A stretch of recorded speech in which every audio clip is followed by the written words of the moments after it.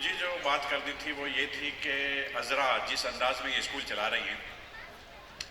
اصل میں کوئی گھر ہو یا ادارہ ہو، اس کا ماحول جو ہوتا ہے نا وہ بچوں کو گروم کرتا ہے، ان کی تربیت کرتا ہے، انہیں آگے بڑھاتا ہے۔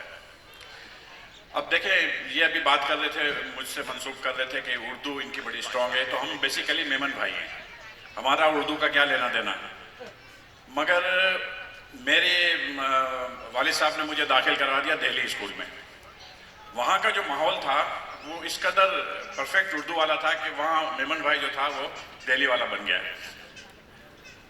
میں آپ کو چھوٹی سی مثال دوں کہ ہم جب میٹرک پہ تھے نا،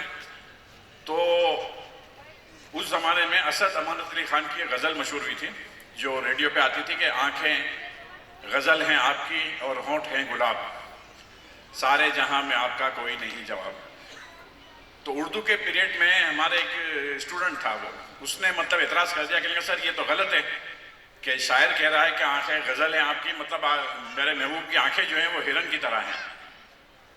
اور اس کے ہونٹ جو ہیں گلاب کی طرح ہیں۔ تو اب یہ واردات قلب یا تو شاعر میں جنگل میں ہوتی یا باغ میں ہوتی،